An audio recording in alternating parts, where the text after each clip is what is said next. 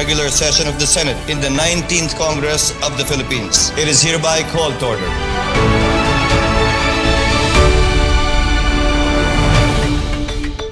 On the final week of the session before adjourning for a lengthy recess for the midterm elections, the Senate worked tirelessly to pass key measures aimed at benefiting Filipinos and the nation. Last week, the Senate ratified 11 bicameral committee reports, namely the Motorcycle Crime Prevention Act, the bill extending the term of the Power Sector Assets and Liabilities Management Corporation, the Foreign Affairs Pension Differential Act, the proposed measure resetting the first regular elections in the Bangsamoro Autonomous Region in Muslim Mindanao, the bill modernizing the Philippine Institute of Volcanology and Seismology, the proposed Early Childhood Care and Development Act, the bill on the National Education Support Personnel Day Act, the new charter of the Development Bank of the Philippines, the Capital Markets Efficiency Promotion Act, the proposed measure declaring the National Day for Awareness on the Hijab and other traditional garments and attire, and the bill renaming Don Honorio Ventura State University to Pampanga State University. The Senate also gave its final approval to 40 proposed measures, including 11 Senate bills of national and local scope.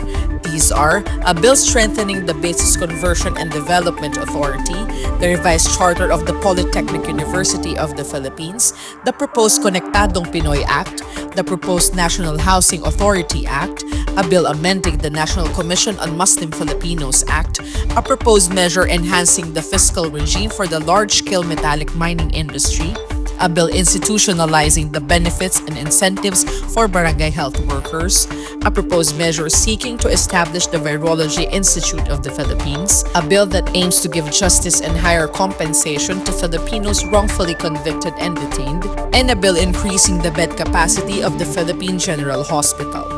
Also approved on third reading 10 local hospital bills, 9 proposed measures for the creation of new trial courts all over the country, 4 bills granting Filipino citizenship, and 2 proposed measures granting franchises to 2 local power companies. The Senate also approved on final reading a bill requiring the proper and immediate burial of Muslim cadavers in accordance with the Islamic rites, and the passage of a bill rationalizing the disposition of the Welfareville property in the city of Mandaluyong. The upper chamber also adopted various resolutions honoring public personalities for their contributions to the country and the Filipino people. The Senate adopted Senate Resolution number 242 commemorating the life and legacy of Ms. Gloria Romero. The upper chamber also adopted 2 resolutions honoring former President and Senator Joseph Ejercito Estrada and his wife, former Senator Luisa Loy P. Ejercito Estrada, for their contribution to the country and the Filipino people. The Senate also adopted resolutions congratulating and commending the various achievements of Filipinos in various fields. The Senate also passed several proposed measures on second reading, which are set for final approval once the session resumes in June. 8 proposed school bills were also approved on second reading.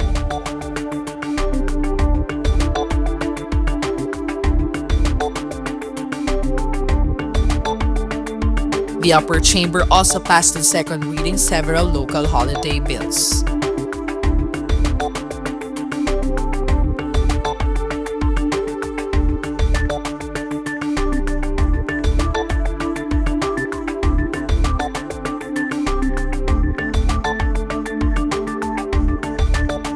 Senators also sponsored several proposed measures in plenary before Congress adjourned its session. Senate President Pro Tempore Jinggoy Ejercito Estrada pushed for imposing tougher penalties on espionage.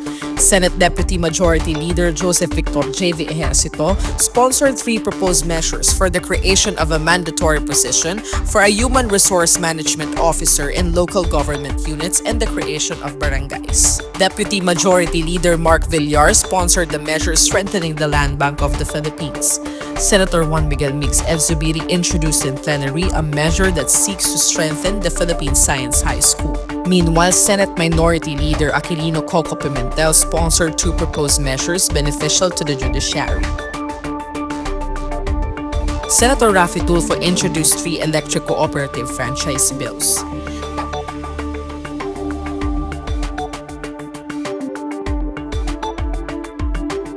Senator Cinta Villar introduced two measures concerning the agriculture sector.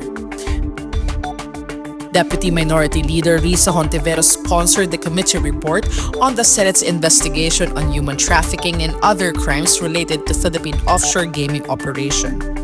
Minority Leader Aquilino Coco Pimentel III and Deputy Minority Leader Risa Hontiveros also delivered their respective privileged speeches on the country's foreign policy and the readiness of the Commission on Elections respectively. Various Senate committees also conducted hearings last week. Senator Ronald Bato de la Rosa led the Committee on Public Order and Dangerous Drugs and discussed bills calling for reforms in the Philippine National Police. The Committee on Public Works, chaired by Senator Ramon Bong Revilla Jr., held a public hearing on bills constructing, naming and renaming, converting and rehabilitating roads. Senator Amy Marcos presided the hearing of the Committee on Social Justice, Welfare and Rural Development on the proposed enhancement of guidelines for Ayuda para sa Kapos ang Kita program. The Committee on Local Government, chaired by Senator Joseph Victor J.V. Ejercito, held a hearing on local bills including proposals amending the Bangsamoro Organic Law, while Senator Juan Miguel Mix F. Zubiri led the Committee on Economic Affairs in tackling bills establishing special economic zones in Ilocos Sur and Antique. The Commission on Appointments, under the leadership of Senate President Francis Cheese G. Escudero, confirmed the ad interim appointments and nominations of 19 officials of the Department of Foreign Affairs, as well as 36 generals, flag officers, and senior officers of the Armed Forces of the Philippines. Senator Amy Marcos joined officials and employees of the Senate during last week's flag ceremony, wherein she urged them to go above and beyond in their service to the Filipinos. The Senate, through Secretary Renato N. Bantug Jr., received a copy of the impeachment complaint against Vice President Sara Duterte, personally delivered by House of Representatives Secretary General Reginald Velasco.